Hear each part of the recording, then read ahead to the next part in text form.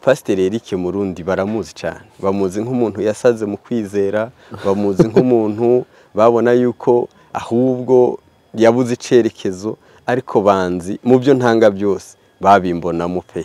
Kuki bakwise umusazi wa Kristo? Kuki wiswe umusazi wa Kristo? Kandi icyambere nari umusazi mu byagaragara kuko nababwira ibintu biremereye, ariko jewe babireba ukundi ntibabimbonemo. Ni igihugu ku by'ukuri no kubwira ngo ni igihugu Imana ifiseho ibikomeye igiye kubakamo, yateguye kuzokubakamo. None avuga yuko mu bihugu biri muri Afrika, biri mu isi, hariho ububyutse buzogera mu bindi bihugu biva muri ibi bihugu by'u Rwanda cyane. Yego.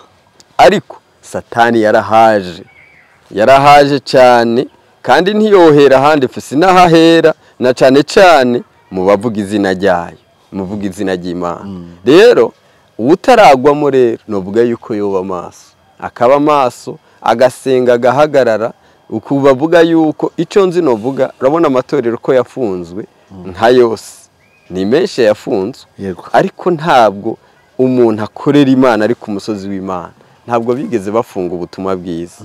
Jewe ubutumwa bwiza ndacabutanga, n'ubu turi kubutanga, n'ubu turiko turabutanga. Jewe kugira mpaguruke Imana kuko ariyo iyobora umurimo wayo, kandi iyobora. Urabona Mose uyu munsi avugwa kubera mu buryo byose, mu buryo bwose Imana yazimubwira atumbiriza Mose, kora uko, ufise iki, jana iki, genda umubwire uko. None Mose akamubwira ati none ko bibaye gutya, amubwira ati hindura ukore gutya. Ni ukuvuga muri icyo gihe umurimo ni uw'Imana, kandi murimo iwutangurana n'umuntu wayo iba yateguye.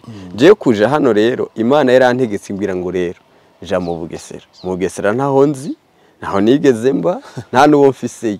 Ariko icyo gihe nayo imaze kuba amaze guhura n'abakozi b'Imana batandukanye batahayo, ndabyibuka hari no muri Covid. Hari igihe ntigeze numva yuko Imana izobikora mu buryo bw'igitangaza. Ati haza umuntu w'umuzungu anterura njane muri icyo gihugu runaka, ariko naje mu gihugu cy'u Rwanda nari naranse kumvira, ariko ndakiza no baje kunyica.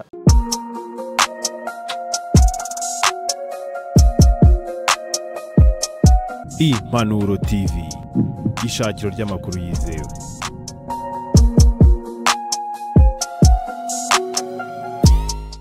Mwese mbashimire cyane mwe mukunda munakurikira ibiganiro byacu. Amahoro y'Imana bane namwe, turabakunda. Nukuri kanishimye kuba ndi kumwe namwe mwese mudukurikiye mu mpande z'isi murimo. Imana ibaha umugisha cyane, kandi twishime kubera ko turi bazima. Hari benshi batakiriho, si uko tubarusha, bwo nuko ari ubuntu Imana itugirira cyane. Ndanezerewe cyane ko nongeye guhura n'umubyeyi n'umushumba. Abantu benshi cyane ushobora kuba muzi cyangwa ushobora kuba ubwa mbere mubonye, ngire ngo rero ni umugisha w'Imana kuba turi kumwe nawe. Araza kubibwira, turaza kuganira byinshi. Ni umushumba wo mu itorero Life in Jesus Christ. Ni umushumba turi kumwe cyane uyu munsi. Rero ndishimye, maze iminsi nshaka kuganira nawe mushumba, urabizi gutya tukanyuranya, ariko Imana ishimye ko duhurira ahantu heza nk'ahangaha hatuje kugira ngo tuganire ku by'umurimo wayo. Ndabizi Imana yagukoresheje byinshi cyane, kandi n'ubundi biri imbere nibyo bikomeye cyane. Ni nayo mpamvu rero uyu munsi cyane turi kumwe. Rero karibu rero ku Mpanuro TV, ni mu rugo. N'ubwa mbere tugiye kukwakira, ariko umurimo w'Imana usanzwe ukora mu bundi buryo mu torero, gutanga ubutumwa ku masheni atandukanye, uvuga ijambo ry'Imana. Narabikunze mbona utanga témoignage, uhamya na madamu. Nibi igiciro kinini cyane, bintera amatsiko yo kuba tuzagomba kuzicarana kugira ngo dukomeze kubaka n'umuryango muri rusange mu buryo bwa Gikristo. Karibu cyane mushumba, Yesu ashimwe cyane. Ese imbazo, murakoze cyane. Murakomeye. Turashima Imana uko biri kose. Izuba ni ryinshi, ariko ibi byose nibiha Imana iba yaturemeye. Mu rugo rw'Impanuro wahabonye gute? Ikintu cya mbere nabonye uri umuntu numva umpamagara nkumva n'umuntu munini cyane, ariko nabonye uri umusore mwiza, uri umwana mwiza, ariko kandi nishimiye no kuba mu rugo rw'Impanuro. Imana iguha umugisha, turi umuryango mugari. Ngire ngo ni akanya keza nk'umushumba dushyira imbere y'Imana kugira ngo tuze no kwakirana mu izina rya Yesu, kugira ngo n'abantu baze kumenya pastor tujye kubana uyu munsi ninde. Data we uri mu ijuru, nongeye kugushima mwami mu byubahiro utanga, harimo no guhura n'abantu bakomeye Mana. Ndagushima yuko mwami sinigeze nsengera cyangwa ntegure guhura cyangwa ngo mbe hano hantu kuri televiziyo no guhura ku bayikoreraho cyangwa abayikurikirana bari ahatandukanye, ariko wabyemeye nk'Imana ubihere gucyubahiro. Rero Mana ndakwinginze ntaba ari jewe kuri uyu mwanya, wewe uze kuba utunganya cyangwa ukora ibikwiye ku byo abantu bategereje bica muri nje. Ndakwihereje nk'igikoresho cyawe ukora ibikwiye ibibereye bihesha izina ryawe icyubahiro, haba mu byo waduhamagariye n'abo waduhamagariyemo, haba aho waduhamagariye ndetse n'aho ushaka ko twaja, ibyo byose ubiremere ku bw'icyubahiro cyawe. Ndagushima rero Yesu ko ugiye kubana natwe kandi ugiye kuyobora ibyo byose mwami, ibiguhesha icyubahiro bidukoreshe, ni mu izina ryawe Yesu Kristo byo nizeye. Amen. Amen. Amen. Imana ishimwe cyane. Nanjye ndishimye cyane. Najyaga nkubona kuri kamera tambutse ubutumwa none turahuye, ndishimye cyane. Murakoze cyane. Kuko kuri kamera abantu bakubona ni kuri. Ni kure. Nuko umushumba ameze rwose kandi ukunze cyane umuntu witangira umurimo w'Imana mu buryo bwiza cyane. Wahiriwe n'uwamenyanye nawe kubera ko umwigiraho ibintu byinshi cyane, aratuje uvuga bikeya kandi birimo ubumana cyane. Pastor, rero ni byiza cyane ko yenda hari benshi bagiye kubona ari ubwa mbere, cyane ko na hano ku Impanuro TV uri mushyashya, ariko ku bantu bo ntabwo uri mushya. Ni byiza cyane abantu bagiye kumenya Pastor ninde, ni muntu ki, itorero ryo narivuze, ariko amazina ni byiza cyane ko uraza no kugira ngo twimenyane nk'abantu bakurikiye kino kiganiro muri rusange. Ndabashimiye rero Pasi, nitwa Eric Ndayizeye, abandi umushumba mu witorero nkuko mwabivuze Life in Jesus Christ. Nkaba mfise umudamu n'abana babiri mbyara, ariko ushitsi wanje Imana yampaye n'abandi bana benshi cyane n'umugisha hano muri iki gihugu. Imana yarampaye abana b'imfubyi zari isezerano, maze no gushingira. Maze no gushingira. Hari ingofero wambaye? Barayinye. N'ubu kuwa gatandatu w'igitaha bazonyambika n'indi. Uri kwitegura ubukwe? Ubukwe ndabwiteguye.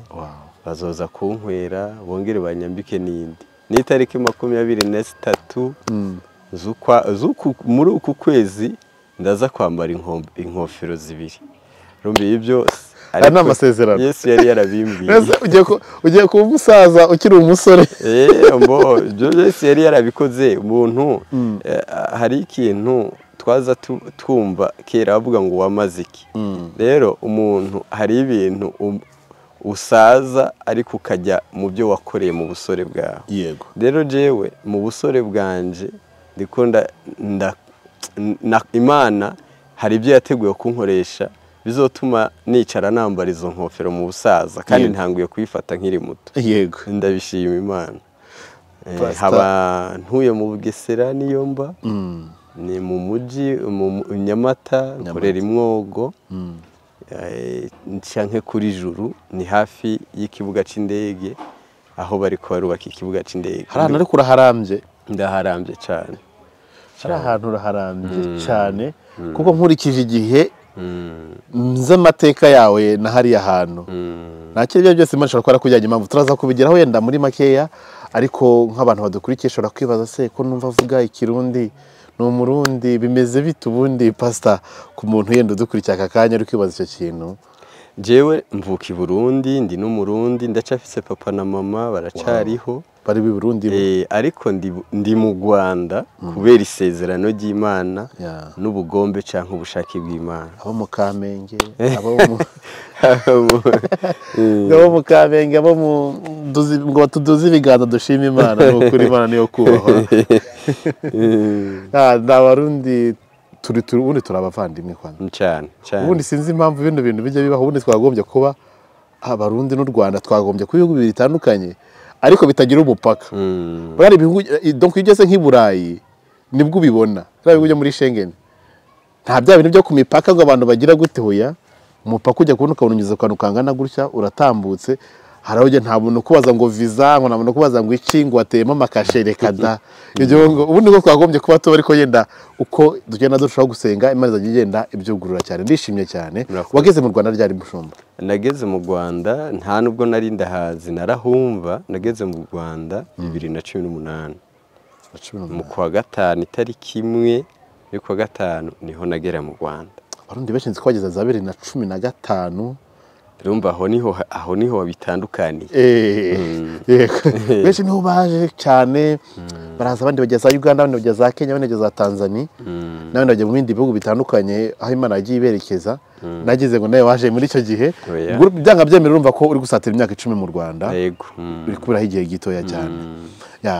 Uza mu Rwanda waruje kuyihe mission, byagenze gute muri kugira ngo wisange mu Rwanda? Kuko harimo igihe nk'umupasiteri ushobora kuba waraje ari Imana ikubwiye ngo genda ujyane ubutumwa hariya, cyangwa se ugasanga byanabereye hano mu Rwanda waraje yenda uje mu bindi bisanzwe. Hari ikintu nza nigisha kumvira.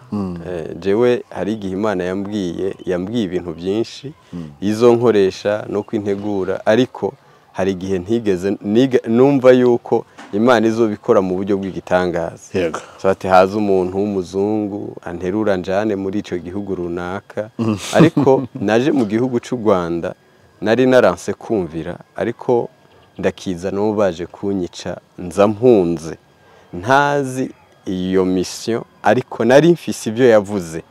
Waje mu Rwanda uje kwicirwa mu Rwanda?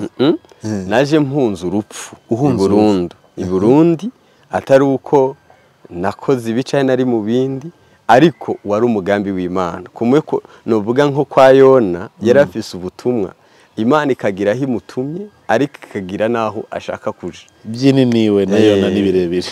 Rero ni muri iyo nzira nashitse mu Rwanda nsa n'uhunze, kandi sinagira icerekezo, ariko kandi nari mfise ico navuzeho maze gushikino. Noneho Imana inyibutsa icanka imbwira ici shaka n'icinzaniye mu gihugu cy'u Rwanda.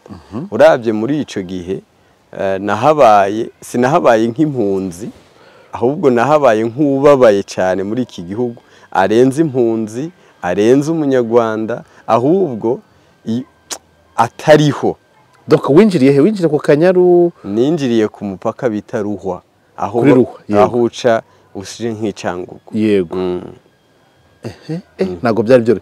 Winjiye n'amaguru rw'umuntu aje hunze, waje wiruka ngutazi naho gana? Bo u Rwanda ntago narinzi, nta nshuti nari mfise, nta muntu nahamagara, ariko naje nisunga inkambi y'Abarundi. Numva kugira ngo ngereye. Muga ndibuka ngezeyo igihe nagezeyo. Wengeza Kamembe? Narageze hano mfise ipantaro imwe, ishati imwe na Bibiliya niyo naje mpunganye, ntagira ikindi kintu n'amafaranga y'itike gusa. Nayo ndibuka uburyo Imana yabikozemo kwari ukunyaga amagara. Waruvuye muri documentation? Oya, navuye mu nzu nakiriye amakuru yo kwicwa, ariko ndahava ndarahamwe umunsi umwe, ndarahamwe uwundi munsi, bugira gatatu ndara mu Rwanda. Rero ariko nshitse mu Rwanda ubu ndaje i Burundi, ndagenda nzanjayo gukora umurimo. Bisobanura yuko Imana hari ibyo yagomba kuntorezamo kugira izo nkoreshe, ariko hanini ibyo yampaye ubutumwa bunini, aho buzoja hose yaba abadukurikira buzokomoka mu Rwanda. Aho buzajya utumwa bose, no kuvuga si mu Burundi. Jewe urumva nitoje, ndetse n'abandi mbwira ndabatoza kumvira Imana. No kuvuga ndi hano kuri kamera, aho nzoja ibi bizobikwa biracahari, simbuze mu Burundi. Ubutumwa bwose canke isoko ry'iri torero Imana yatangirije muri jewe, aho rizoja gutangura hose inkomoko yaryo ni mu Rwanda. No kuvuga yuko aha niho Imana yaritangurije kubw'umugambi wayo, n'ibyo ishaka bizotuma abandi bari hanze y'iki gihugu cy'u Rwanda bazoyubaha, ari ibyo nkoresha muri iki gihugu. Yego. Imana ishimwe cyane. Aho ngaho noneho ubu turi kumwe cyane, kugera ntabwo tuje gura ku byo buhamya bwawe muri rusange, ngo burahari yenda n'abandi babishaka bashobora kuza guhamagara, cyangwa se tukazafata n'undi mwanya tugakomeza kugana ku buhamya bari bunini cyane, ntabwo bavuga mu minota mike tuba dufite aha ngaha. Nuko impamvu uyu mushumba namushatse ni ukubera ko nakomeje gukurikira ibikorwa by'urukundo agira, birantangaza, kandi mu by'ukuri nawe ari umwe mu bantu bakeneye gufatwa amaboko cyangwa se bakeneye gufashwa, ariko nkabona ari kwita cyane ku bandi. Yenda mbere yuko tugera kuri icyo kintu, uyu mutima w'urukundo wo kwita ku bababaye. Urumva watangiye kurera abana b'imfubyi, utangiye gushyingira ubu ngubu, ariko ni ibintu watangiye kera cyane wumva ni nk'umuhamagaro. Byaje gute ubundi kugira ngo wisange muri iki kintu kandi nawe uri umuntu ukeneye gufatwa amaboko bikomeye muri ubu buryo? Ikintu cya mbere numva novuga kuri icyo kintu, mu matorero abaho mbere y'uko umuntu wese ahabwa misiyo. Yego. Ariko muri misiyo duhabwa, Imana ibanza ikakugira misiyo wewe nyine. Ni ukuvuga jewe urukundo, hari ibintu bigera kuri 3 nahawe muri iki gihugu. Nahawe kwigisha urukundo, apana rutari ku magambo, ubuzima. Yesu Kristo yarakunze abiwe, noneho atanga ubuzima kugira agure ubwari bugiye gupfa, ayongera abuha ubuzima. Ubwari bupfuye arabugura ubwiwe kugira bubeho. Noneho kwigisha ubuzima bufise urukundo, kwigisha imbabazi, kwigisha ubumwe, ibyo bintu nibyo bingize. Ntiyabiga ahubwo nibwo buzima bwanje. Bimaze kuba ubuzima bwanje rero, sindabikora mu bundi buryo, ndabikora kubera ari ubuzima. N'ubuzima kuko jewe iconzi Kristo yanteretse kugira ngo akize abiwa nkoresheje. No kuvuga nubwo noba mbabaye, ariko ndumutabazi mu cimbo ca Kristo. Ndumuntu naremewe kugira imitima irushe. Uri ambassadeur. Rumba kumba ambassadeur. Yesu Kristo yitwa igitangaza, yitwa amahoro, yitwa mugira neza. Nimba nanje nk'umu ambassadeur wa Kristo, rero ndi mahoro. Nzana amahoro mu cimbo ca Kristo, nzana umunezero mu cimbo ca Kristo. Imana inkoreshwa ibitangaza mu cimbo ca Kristo. Ibyo rero ntibiza bivuga njewe, biza bivuga izina ryiwe, kuko ari byo yampamagariye kubitangaza icyo cyubahiro ciwe. Rero icyatuma ngira umpereye kuri gatoyi, ngira n'abankurikira bakumve. Jewe nabaye hariho abanzi muri iki gihugu, kandi icyo nkundira nubwo woca nk'iyi Kicukiro ukajayo, Pastor Eric Murundi baramuzi cyane. Bamuzi nk'umuntu yasaze mu kwizera, bamuzi nk'umuntu babona yuko ahubwo yabuze icerekezo, ariko banzi mu byo ntanga byose babimbonamo pe. Kuki bakwisa umusazi wa Kristo? Kuki wiswe umusazi wa Kristo? Kandi icyambere nari umusazi mu byagaragara, kuko nababwira ibintu biremereye, ariko jewe babireba ukondi ntibabimbonemo. Urugero ni nk'ikihe kintu? Bona bavuga nk'ubuzima Imana itanga, nk'abubaka Imana igiye kubaka, nanje babona ntari kumwe n'umudamu, kandi inama ndababwira umudamu ko turi kumwe, ariko nkababwira n'urugo rwiza mfise, kandi urwo rugo rudahari tutari kumwe. Imyaka bakambona ntaco nihereza, andugaburirwa, nkavuga urugo rwiza mfise, ukavuga ibitangaza by'ingo kandi nawe uri guhwa n'umuyaga. Donc ibyo byose, ariko bakamfata muri iyo shusho. Ariko gushika ku isaha icyo ndiho kubera bwa buzima icyo Kristo yampamagariye. Yesu jewe antuma mu Bugesera, yambwiye ngo ngiye kugaburira abantu ngukoresheje. Yambwiye ngo nguhaye ibyo kugaburira abantu, sibyo? No kuvuga je singira icyo kurya, singira naho kuba, ariko impaye ibyo kugaburira abantu. No kuvuga ubuzima jewe ico nahamagariye guhura nabo bantu babuze ubwo buzima, egara ubwo buzima yuko ariho ndabubona, kuko iyo shusho imbonekamo. Rero no kuvuga ibyo byose, aho hose aho twahuriye, uwo mutima Kristo yateguye cyangwa ibyo arema ntabirema ukundi, nibyo yanyubatsemo kugira ngo bikorere bihimbaza izina ryayo mu bantu batuye isi, cyane cyane muri iki gihugu. Hari uburyo twatangiriyeho uko ageze mu Rwanda, uvuga ati ninjiranye Bibiliya n'ipantaro imwe n'ishati imwe, ngo ntwari ufite naho werekera. Ni nk'iyi nzira zigoranye cyane wanyuzemo kugira ngo byibuze utangira kugira icyizere cyo guhagarara ugashikama nawe ukavuga ati reka mvuga Imana nubwo ntacyo ndagira, ariko mfite itangiriro. Byagenze gute kugira ngo ube umuntu ufatika, ko nta mwene mama wari ufite hano, nta muryango wari ufite wasanze, wari uje umeze gutya nk'umuntu utazi aho agiye, ariko uravuga ati ubwo nageze aha ngaha ndi mu hando hari amahoro, nta kintu naba, ariko wareba icyo ufite ukakibura. Byagenze gute ubundi gato yakora experience?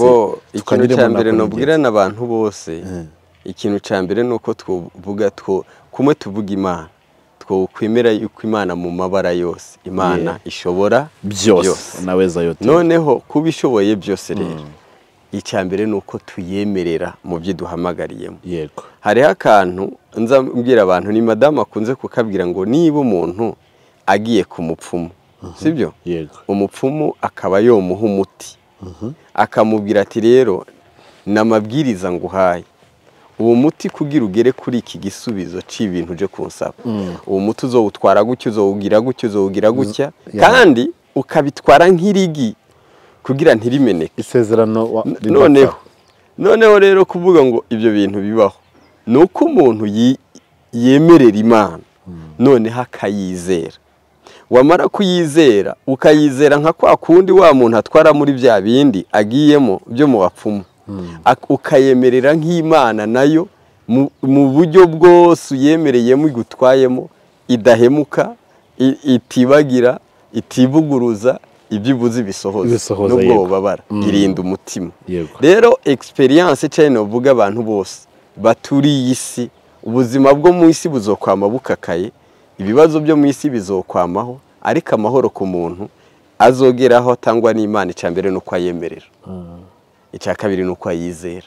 Rero njyewe nemereye Imana, hanyuma ndayizera, nemera gupfa kubw'umubiri, ariko umutima ukomerera kuri yo. Maze gukomerera kuri yo rero, izirema ibihamya izina ryayo, bigaragaza ubwo butwari uba wahamije mu bantu. No kuvuga ni Nebukadinezari, kuvuga Nebukadinezari aremye igishushanyo, ariko hakaba abagabo batatu, Shadraki, Meshaki na Abedinego, bahagarara kavuga tumva ntidushobora, hariyo twizeye, bakagendera ihame ry'iyo bavuganye nabyo. None bakavuga ati turayizi, ishobora kudukiza, kandi nubwo itodukiza tuzobana nayo mu kindi gihugu. Muri ico gihe rero hariho Nebukadinezari atayizi, atayibonye. Imana ntiyemera umuntu rero aba bantu ko bapfa batarabona izo mbaraga ziyo batangaza bizeye. Rero muri experience novuga narayemereye, ndayizera, nanje nitwa ndayizeye. Maze kuyizera ndapfa, abantu baraburuho aho kumpamba, cyangwa ntibashinguye, ariko nari napfuye. Ariko Kristo hagera igihe uwibagiranye amuzura kugira ngo ikuzuka kwanje bitangaza ubukuru bwiwe. Icyo rero nico novuga. Hari ikintu gikomeye ngira ngo mwana biri gutuma nzafata undi mwanya nkagaruka kubazo numva ari byinshi. Kwizera kandi ukennye, ushonje, ukorera Imana mu bukene bigenda gute? Abantu benshi iyo yakennye, niba ari umukobwa agahura n'umubwa ati mfite bitana hanga, aragenda ati bimpereze nirire rimwe nzihana ejo. Niba ari uko nyine nuko gukorera Imana mu bukene kandi gukiranuka, gukorera Imana ukiranuka kandi ukennye, ushonje. Buriya reka nkubwire Pasi, ko numva ari ikintu wanyuze, ahubwo reka nkwereke ikintu nkubwire. Umuntu atizera akennye ntiyo kwizera akize. Icyo cyumva, kuko abakize ni bake bizera, ariko abakenye ni benshi bizera. Kuko ukize ahubwo aponda uwizeye ko atagira ubwenge, ahubwo avuga yuko yabuze n'icyo akora. Ariko uwo kwizera rero, uwo kwizera ni ukwizera mu buzima bwose utuye hano mu isi, ukamenya yuko Imana ishobora kuba yokura uri hejuru ikamushyira hasi, kandi uri hasi akaja hejuru cyane. Noneho rero jewe gukorera Imana mu buryo bwo kugira icyambere yuko Imana dukorera, ntituyikorera mu buryo bw'uko iduha imigati, ntituyikorera mu buryo bw'uko itubakira, tuyikorera mu buryo yuko ubwami bwayo bwamamaye tuzobigororerwa. Uvuze ikintu gikomeye cyane, kuko ni ikintu gikunda ni ingingo inini cyane tuzafata umwanya tukaganiraho. Ariko reka twinjire muri iki kintu kandi kinakomeye cyane. Kuba muri Kigali mu buzima bugoye, ukaza kwisanga iyo za Mwogo, narwo n'urundi rugendo rukomeye cyane. Ibi bintu ubundi byaje gute kugira ngo usange muri uriya murimo, usigaye uri umupasiteri, ibintu utigeze utekereza ko byanakubaho, noneho ampurisi none uri mu kindi gihugu nkuko byakugendeye ikintu ukuvuga ngo uko byagendeye buri umuntu ari mu Mana neza iyo umuntu agendana n'Imana Imana itanga amakuru Imana itanga orientation je ni nkuko ntobaho ntumva ijwi ry'Imana icyo nicyo cyo ugomba kumenya kandi mu byo ngenderamo byose namashaka kuyoboza Imana kugira inyobore iyo uyoboje Imana haba harimo kurindwa haba harimo kugwanirwa haba harimo kuvuganirwa ugenda wisanzuye noneho jewe kuja hariya mu Bugesera nakorera hano kandi yerekwa nariherewe mu Gashekero hano Kicukiro wimikiye muri hetorero jewe naje ndi umukozi w'Imana nimikiye Burundi yego ariko kwimika ku bureverend pasteur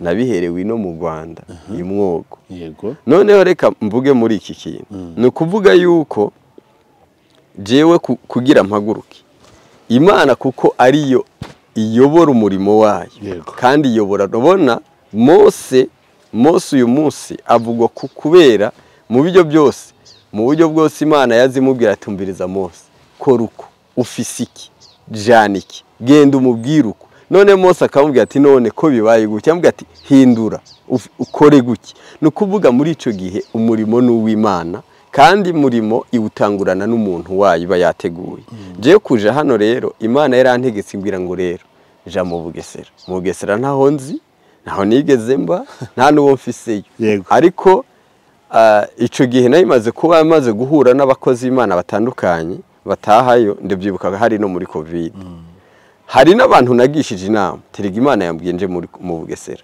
umuhanda wari ufunze wa Bugesera none harambwira ashingiye ku igihugu kimeze havuga ati Imana nayo yibagiye u Rwanda uko rumeze terekere ubwo n'ubujajo ti mu Bugesera se ukoreze kugira gute tibanzure kiwana ijuru rirongera rirambwiye ati nije navuze rero ndagenda n'amaguru nfata ikaburimbo buriya kugenda inzira za panya biroroshe ariko mfata ikaburimbo byose kuko nta handi nari n'amaguru nashitse buriya mu Bugesera nuko nta tike wari ufite cyangwa niyo nari mfite n'umuhanda wari ufunze ntayo nari mfite pe buriya gukorera Imana umuntu wari we wese ushobora gupfa atani ibyo ushitse ko ariko icyo Imana yateguye gukora yagikoze ibyo birabaho kenshi ariko ijana no kubona yuko nshobora kuba hari ubutumwa natwaye bukomeye Imana abo yateguye kugira ngo nkomeze yabakomeje ariko ikabona yuko mbere nzohava ndamya ibyo bampaye ikancura ariko babandi bagasigaye baramya Imana yabakoreye ikemera ikancura rero icyo yakoze yaragikoze kandi yagomba kugikora narashitseyo kugira imwogo nagezeyo mu buryo bw'igitangaza abantu nagenda sengera noneho bakabwirana hari uwo baroze noneho ndisanga ahantu nca mu iteme uri mu rugo rugendo uwo baroze noneho barampamagara avuga ati rero nafise telefone gato y'ikamatushe noneho barampamagara ambwira ati pastor dufise umuntu dusengera ndababwira ati muzana dushitse Imana integeka yuko nza kumusengerayo urumva ntiyambwiye aho ndahamusengera ahubwo uwo muntu bakimuzana aho hantu nasengera abantu hari muri Foursquare kuko Foursquare yarageze igihiranye kirira yo mu Bugesera ariko ngeze aho hari mu Bugesera nyine ariko Imana irambwiye ati rero uwo muntu musengereyo ndabwiye ati rero Imana integetse ko nza kumusengera iyabo ndafata urugendo ndazinduka uko yambwiye nca mu iteme ahantu mu iteme nyene mu gishanga ngeri wabo ngeze Imana ikoze igitangaza irambwiye ati iki nico cerekezo nguhaye cyo gutangira umurimo no kuvuga ubwo nigo rugendo Imana yanyoboyemo go gukeza irimo gutangira gukora umurimo ubundi zabizi ko akenshi umurimo usaba ibishoro amafaranga n'ibindi byinshi cyane izina ryo Life in Jesus Christ cyaje life rumba yari ubuzima bwanje ko nari nabihawe uko nzobitwara byari ibyo ahubwo ibyo bishoro iyo byavuye cyambere yuko umurimo ni wada ntabwo umurimo no kandi nanje hari indirimbo tuza tuvuga ngo ibyanje naje ubwanje nkaza mbona kenshi turabesha ariko je nimba ndi gishoro c'Imana nibyo nkora ari bya data Imana bigomba kubikoresha kwishaka cyane rwose jewe ngeze imwogo umurimo nawe ugezemo icyo nasabye data namubwiye ati data ku by'ukuri nabigize kandi ndizeye ko ushobora byose ariko ndabitangira gute. Rero yampaye umuntu yitwa Muhire Juste kandi n'umwana wanje maze kumusengera nawe n'umupasiteri muri abantu bamaze gusengera mu rugendo ampa 100 kuko sinagira homba. Rumva ntiwagira hamwe sinagira homba, narara kuri uyu bugaca nkarara kuri uri. Arambwiye ati rero ndarambiwe kubona umupasiteri wanje witwa yuko nagukurikiye utagira aho uba nanje narubatse. Nawe yarakubiswe ariko ampa 100. Ndambwiye ati rero ntunkodeshereze inzu, nabonye sare yinkodeshereze je nzoba mu rusengero. Icyo ni cyambere cyo kubona sare. Mba ndabonye sare. Noneho nkibona sare, Imana intuma ngo ntware ubutumwa kuri Zaburisha. Impa n'umurongo wa Bibiliya. Bwari bwa mbere waje kuri social media. Ryari rya mbere pe. Aho hari 2011. 2021. None icyo gihe ntanze ubwo butumwa. Imana ikora suko natanga ubutumwa. Ariko Imana igira hari ubutumwa natanze ariko hakora ko Pamphile. Buriya ndabakunda cyane. Agira ukuntu yayobowe turaganira kuri ca kiganiro nk'ubu buhamye nyene bukora ku bantu bagira ico bamfashije. Umukaza avuga ngo je naza mbwira n'abantu ibyuma ni Yesu yabinguriye, n'uwanguriye ibyuma ntaho turahurira. Ubundi akambwira ati ndakugurira intebe ntaho turahurira. Ntumuzi. N'uwambwiye ngo ndakwishurira inzu ntaho ubundi arandasiona. Ubundi ambwiye ati rero akora ku cyari ku mutima. Aba bantu bose mu buryo amabara yose bagaragayemo nibo Imana yampaye ubuzima ikoresheje. Noneho bampa guhura n'umuryango. Ndumva ibyo byose wari umaze imyaka 4 utabana nabo. Ntabana ntazi umwana nasize yavura no kuvuga gukambakamba. Nasanze twagiye guhura yiga. Ahubwo ikibazo narinzi nibaza yuko azonyibagira nka papa wiwe. Ariko karagahinda gakomeye, ariko Imana yari irambwiye ko izompa umunezero urenze uko ndabitekereza. Wo ni ushobora gutuma ubaho muri Kristo utuje cyane. Abantu bose bahamagawe uburyo bwose nababwira ngo umubabaro ufise uko ariko kose, kuko imihamagaro ni myinshi, ntabwo ari yo kuvuga ubutumwa bwiza gusa. Ariko imibabaro uhuramo mu muhamagaro Kristo yakuzanyemo azokomora. Amen. Izo nizo mbogamizi uko niko natangiye rero, kuko itorera ari igiwe icinzira n'ukuntu byubakwa. Muri ibyo ubwo buryo bwose ngire ngo hari ikintu twatangiriyeho se naho maze iminsi mbona hari ikintu gikomeye cyane, abantu benshi cyane bavugaho. Ndashaka ko iki kintu tukitsaho cyane, uyu murimo w'Imana wa hano mu Rwanda uyu munsi.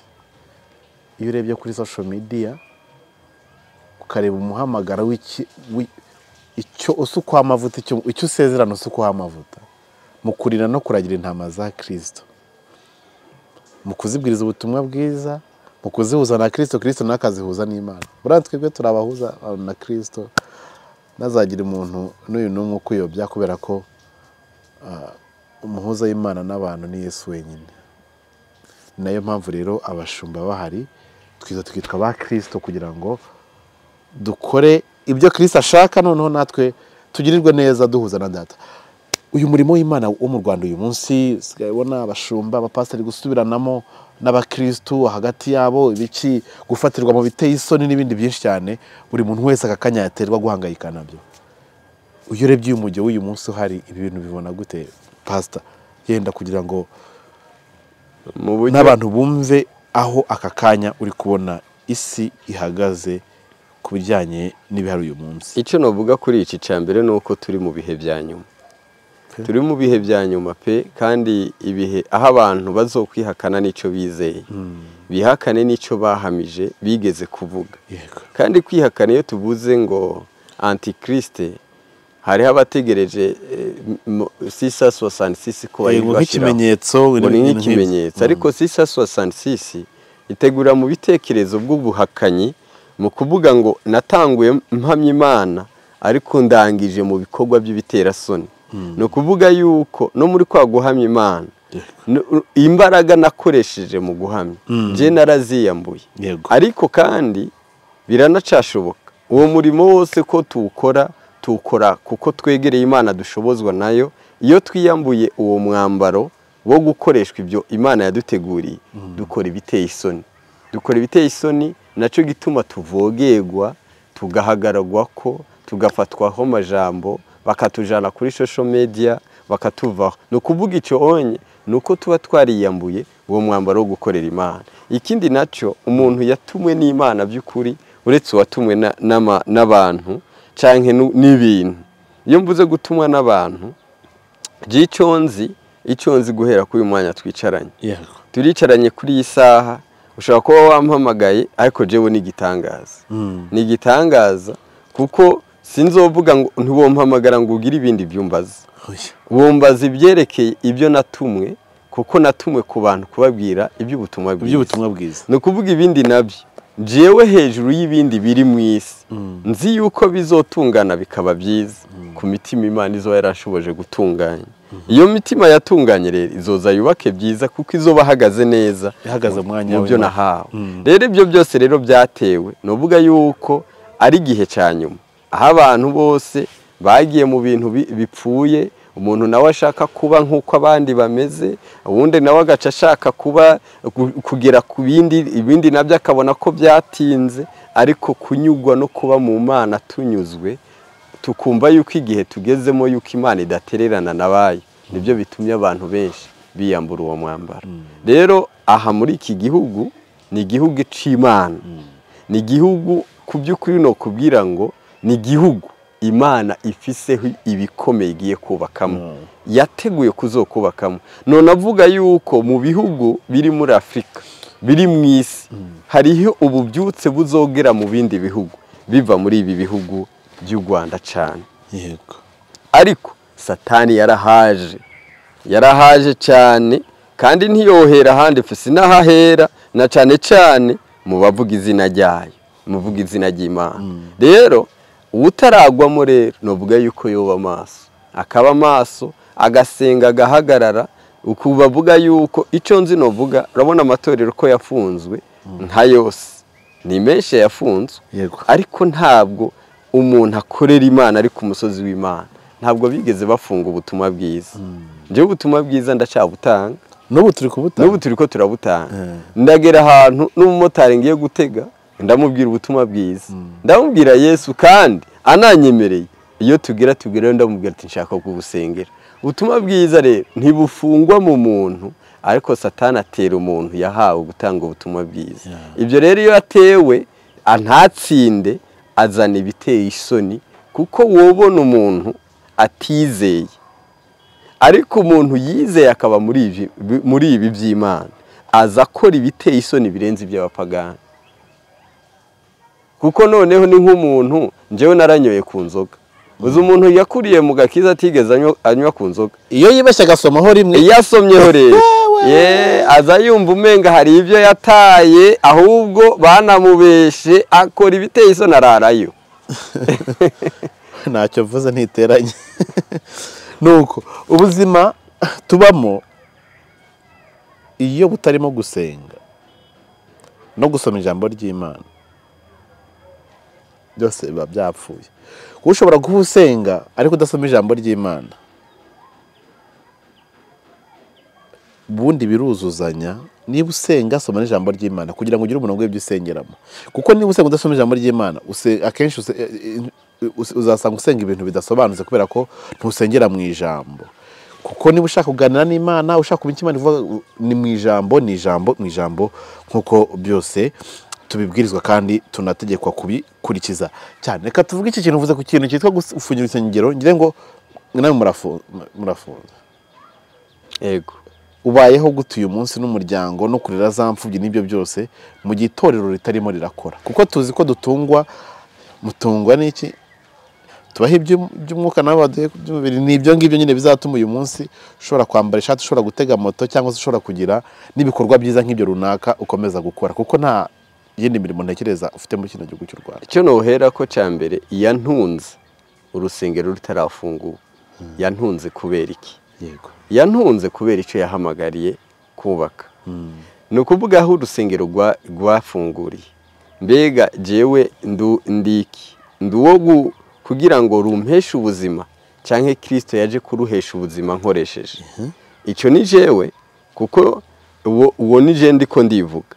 Kuko ahantu nkorera imwogo ko bamaze kuhagera, jewe nagiye Imana imbwira yuko kwigisha nigishije no guhera hasi, bamwe nkababwira ati rero genda no kuyogosha uyogoshe, kandi nkabandi nkababwira ati genda ukora ibi. Ibyo byari ibyo kuko byari ibyo bindimo.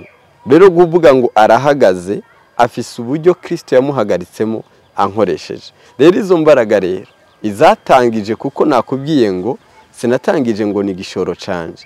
Biravuna mu mutima n'imbaraga nyinshi. Kuko niba Kristo agutumye ikintu uba wumva umenga coshoboka, kandi ariko nabyo bikoreka nkuko yabiteguye. Ariko kandi biranavuna kubona ngo wakoze ibi noneho biraferinze, biranavuna no mu mitima ushingiye no kuri byinshi wabona. Ariko icyo no kubwira mu ijambo rimwe no kuvuga ngo ntabwo yantunze kubera yampaye gutangiza umurimo wayo. Umurimo ntunga uri muri jewe, kandi bituma mbaho n'ubu Kristo aracabinkoresha. Ntabinkoresha ngo ntetse imitwe, ntabinkoresha ngo nuko nabwiza ibi, abinkoresha iyo nemereye kuza gusura wagwaye nkamusengera ikiganza, nkamushiraho ikiganza. Iyo nemereye gufata ibyo ampaye nkabishira ku muntu abikeneye ari we yabintumye, nawe amvunjira ibyo nkeneye mu muryango wanje. Arabizi ko ntagira inzu, arabizi ko mfise abana biga, arabizi. Rero naco bigaruka Bibiliya ivuga ngo abana b'umukiranutsi bazigishwa n'Uwiteka. Rero ibyo byose rero ntabwo ntunzo n'ibyo bivuga ngo naremye ibyo mu mwuka ntama ngo bandemere ibyo mubiri, ariko kugira ngo babeho. Kuko urumva jewe ndubya w'Imana yatangirijemo uwo murimo, simpembwa n'itorero. Yaba ari byo bishoboka n'iryo torero, Imana yorishoboza kurihemba barihemba irikoresheje jewe. Rero ubwo buzima rero ntabwo niba imbere n'inyuma kutwicaranye ntaho, ariko Kristo arahari. Arabizi ko nkeneye kujya ukundi ko ndakubwira, arabizi ko nkeneye no na mukaru nube ikenewe, arabizi. Ariko jewe nakira ibyo yanteguriye, ntabwo nakira ibyo nshaka.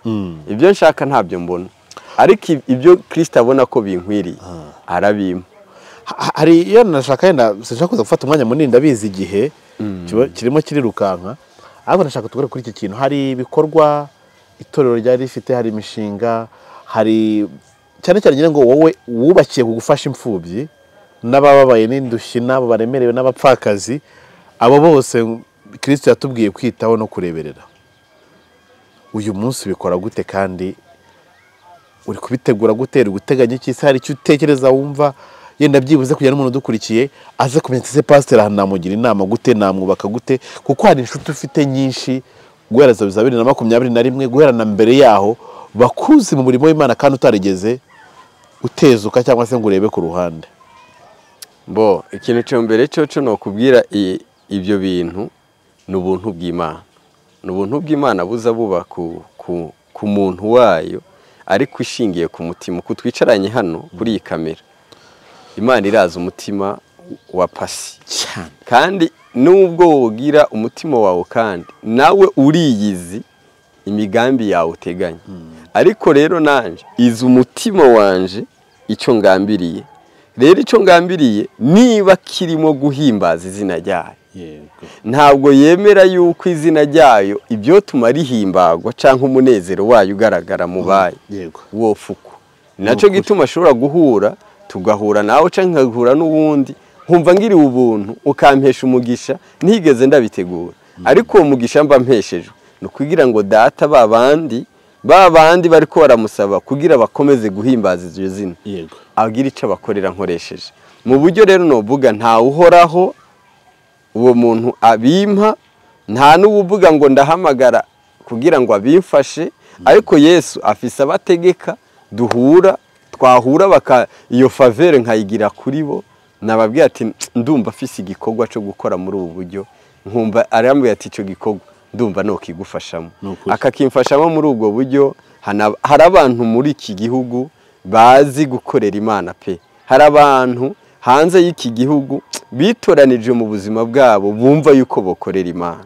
Rero ibyo rero abo umwe muri gato amvuvurira ko akampa muri iyo ntego muri iryo bara rero igahimbaza izina ryayo. Ntabwo ngira umuntu wo kuvuga ngo fisi ibi canke ukaza usanga ni nk'akantu umuryango ushobora kuba wandemeye, ariko ako kantu kose uwo muryango wondemera kakagaruka kavuga ubutumwa bwiza. Nukuri nuko pe ari ikintu gikomeye cyane kuri uyu munsi ku bijyanye n'ibyo leta y'u Rwanda iri gusaba ku bijyanye insengero n'amatorero.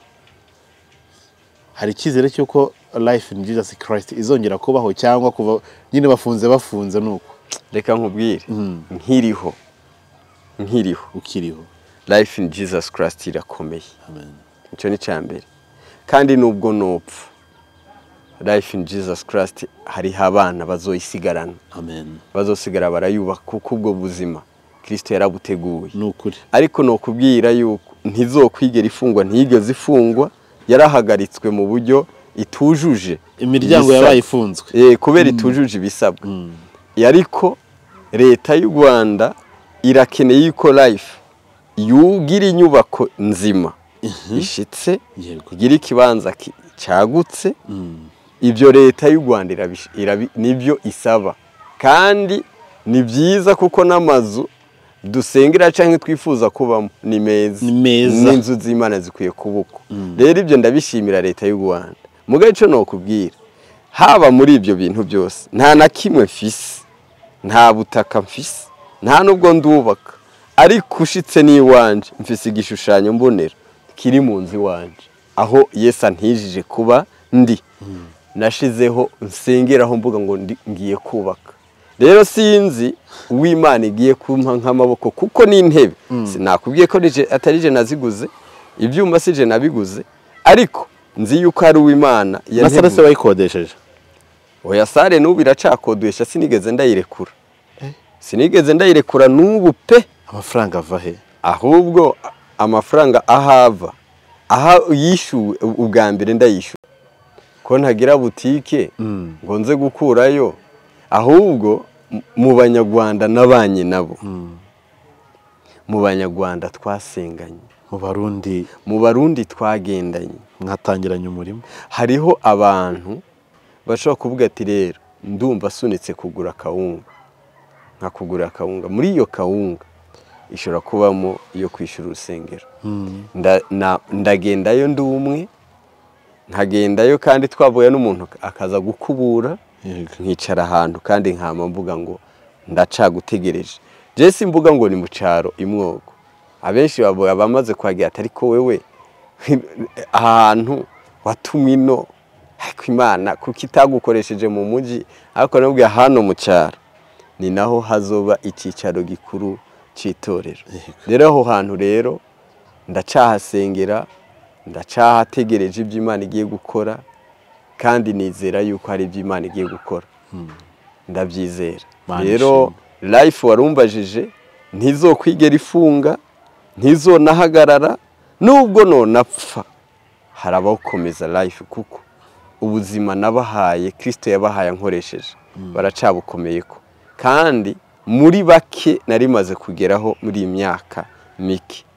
Ndashimira Imana yuko bagikomere mu buntu bwa Kristo, kandi ndabasura, ndanabasengera, dufise ukuntu tugenda duhura nabo mu cyaro muri bwa buzima usanga bategereje imvura kigwa mu butaka kugira baronke ko kubaho. Ako twizeye hamwe yuko tuzogira icyo duhinduye muri iki gihugu kizoza guhimbaza izina ry'Imana. Imana ishimwe. Hari uburyo ikintu uvuze kikoze ku mutima, nyego n'umuntu udukurikiye nawe ashobora kugira icyo kora, si mu bushobozi bw'amafaranga bwo n'ibitekerezo, ko biraryoheye kubona umuntu yitangira umurimo w'Imana kugeraho yanga. Kandi Kristo nabwiye abigishwa be ngo ushaka ko tujyana ngo abigenza ate? Niyange maze yikorera umusaraba.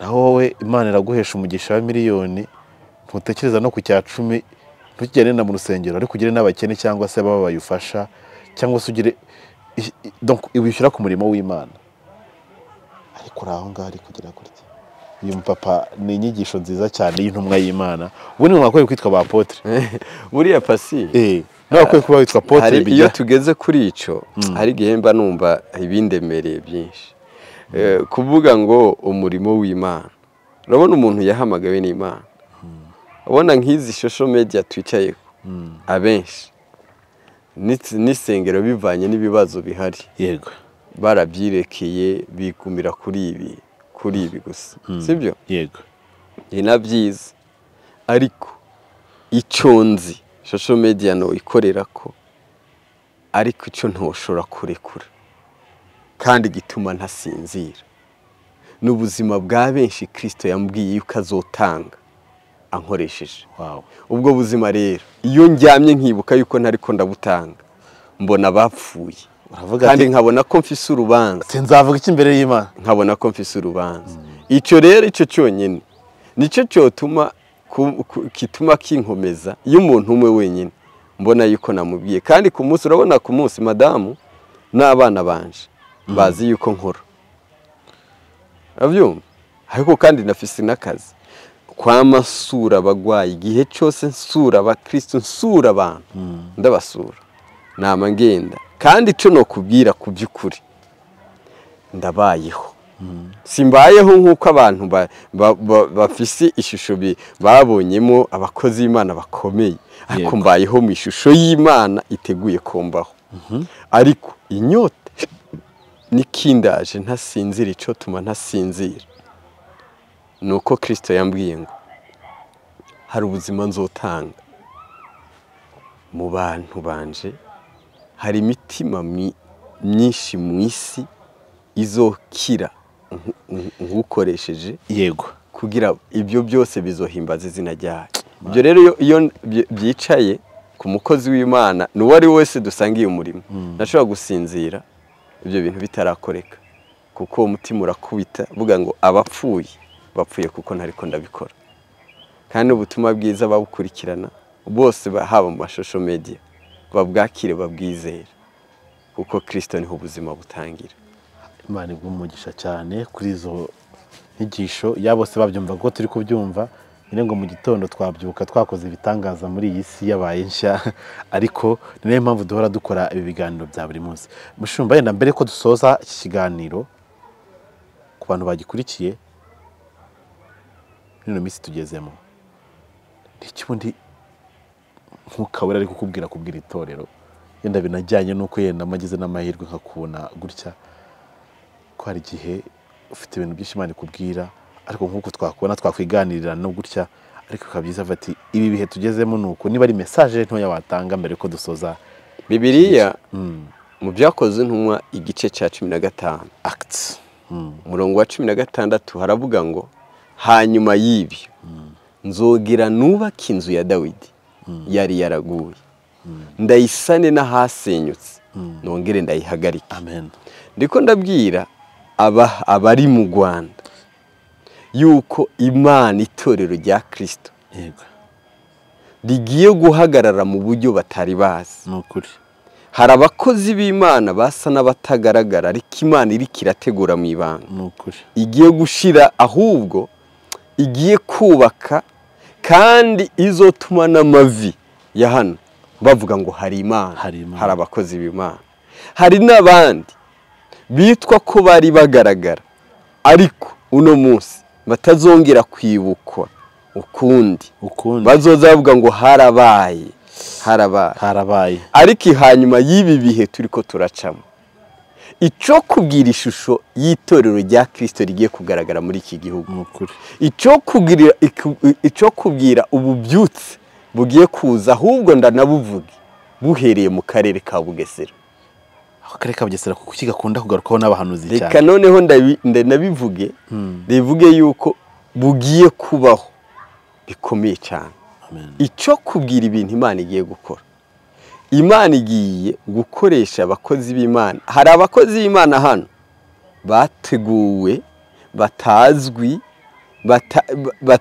atanuwobaha igicaniro Mm. 5 atanu bo baha igicaniro ariko bazifuzwa Imana yateguwe, bafise inyota y'ubwami, batari ko basaba Imana kwibagura, ariko bari ko basaba uko ubwami bw'Imana bwaguka. Amen. Abo bantu rero, kuko iyo mvuze rino jambo, hari abasenga ngo Mana twagura, ni ukuvuga yuko arasenga yaguke ibyo akora, hariho abantu bafise inyota yuko ubwami bw'Imana bwaguka, ni nabo rero abo bantu. Hanyuma y'ibi bihe Imana igiye kubaka ibikomeye. Nobwira abantu bose badukurikira yuko ntimubabare, duhiriwe duhishije. Yesu yaravuze ngo, aravuga ngo umubabaro wanyu uzohinduka umunezero. Hari umunezero rero twiteze Kristo yaduteguriye, ahubwo wowe uwiteze uri hehe? Witegereye hehe? Abakomeje gutegereza Uwiteka ntibacogoye. Imana iraje kandi biyereke. Imana ibaha umugisha. Imana ishimwe cyane, kandi ndanezerewe cyane kubwa kino kiganiro. Navuga ngo cyari gito ariko cyari kiryoshye cyane. Kiganiro utarambira kumva kubera kuri kuganira n'umuntu w'Imana rwose wumva birimo neza, udahatwa n'ibindi bintu, ahubwo birimo nk'umuhamagaro we. Hari benshi babizamo kuko babonye apotre runaka asigaye agenda muri TXL, cyangwa se abona asigaye ata muri apartment, cyangwa se abona ayurira indege akavuga ati reka nanjye bino bintu mbizemo. Abo nibo bita insesezi mu murimo w'Imana. Cyane ko uyu munsi wa none kuba turi gukora ibi, kuba turi kuvuga ibi, nuko hari icyo Imana idushakaho. Mushumba Imana igumugisha cyane ku bantu bashaka yenda kubana nawe muri bino bikorwa byiza byo gufasha imfubyi, bapfakazi, mu kubaka no kwagura umurimo wa data. Ngire ngo afite telefone cyangwa se n'izindi adresse bamubonaho, uraza kuzitambutsa. Ndumva ntacyo biri buze kubangamira ku murimo wawe. Noneho hasigaye ibindi byo turindire ushaka kw'Imana. Ego jewe mba mu Bugesera. Ubu nkenera mba mu Bugesera, mfise telefone. Telefone yanje ngira uraza kuyibaha boyikenera. Wanayivuga nabyo ni 078 379 Amen 7582. Yego 078 379 7582. Yego. Ni Ndayizeye Eric, kandi nishimiye cyane kuba mwantumiye. Kandi mwakoze cyane kungira ico cizere, kandi igihe cyose mu niba Imana arakugiriye icyizere, njewe ndinde wo gushidikanya. Igihe cyose mu nkenera kugira ngo ubutumwa bw'Imana buvugwe. Yego. Niteguye kuko arico nahamagariwe. Imana igumugisha cyane. Ngire ngo nkuko twatangiye, ni byiza ko tugiye gusoza. Pastor usabira umugisha, itorero usabira umugisha, abantu bose twari turi muri kino kiganiro, kandi nabo tugiye gukomeza kubana n'ubundi bikorwa byose biri imbere kugira ngo tuzikire icyo Imana yaguhamagariye mu izina rya Data we ruri mu ijuru. Cyubero ni cyawe Imana. Urera kandi urakiranutse. Wowe izina ryawe witwa Gitangaza. Izina ryawe witwa Mugiraneza. Izina ryawe uri nteturuye. Ni wewe uruhura indushi, uri wewe ubohora ababoshwe, ni wowe ukiza abagwayi. Icyo nicyo wadusigiye amavuta. Rero Mana ugira neza, ndasenze shima ko waemeye yuko nza kugaragara kuri iri koranabuhanga. Sengeye imitima y'abantu bose bayikurikira. Mana ugira neza, nzi yuko hari ibibaruhije bitandukanye, ariko kandi mu misozi yose wabahamagariye ko ndavuze Mwami saba imbaraga z'Umwuka Wera bazibakomeze kandi zibakomereza mu buntu bwawe, mu izina rya Yesu Kristo. Nzi yuko uri Imana utibagira, uri Imana utivuguruza, uri Imana utareka ngo uhindurwe n'umuntu, uri Imana utazosimbugwa, uri Imana udapfa. Tukiriho turabanyamahirwe kugera ku byiza waduteguriye muri Kristo Yesu. Rero Mana ugira neza, sengeye ubwoko bwawe bagirire neza, sengeye abagwayi, abari mu bitaro, abari ku mpfiro, ndavuze ngo bakire mu izina rya Yesu Kristo. Sengeye umuntu agwaye amatwi, umukize mu izina rya Yesu Kristo. Sengeye Mwami umuntu agwaye agwaye mu nda, agwaye umugongo, agwaye umutwe, ibi byose Mana nk'uko ubinyoboyemo kubisengera, ndavuze ngo gukiza kwawe kubabeho mu izina rya Yesu Kristo. Ndasenze Mana, sengera uyu mugabo mwami, kino kibazo yari afise mwami mu bugabo bwiwe, ndavuze ngo mwami umukize mu izina rya Yesu Kristo. Ndasabye kubakwa nawe, ndasabye impinduka mu bawe, ndasabye mwami wongere kandi ugarure ububyutse mu miryango yari itanguye gutatana, hari hase hazi injyane mu kutumvikana, mu izina rya Yesu Kristo. Ndavuze ngo amahoro abe muri uwo muryango.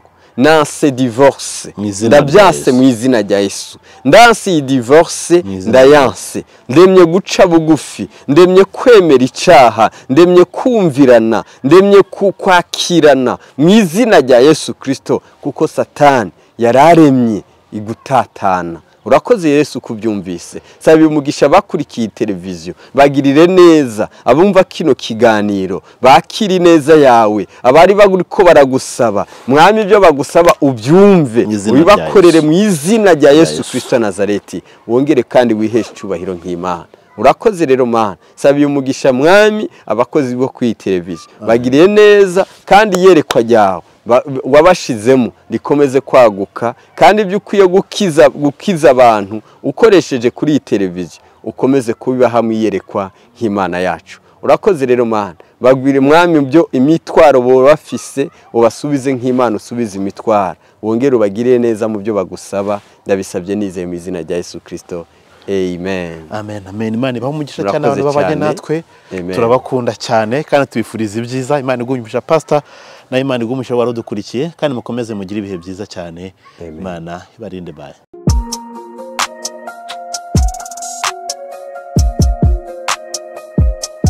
Impanuro TV, ishakiro ry'amakuru yizewe.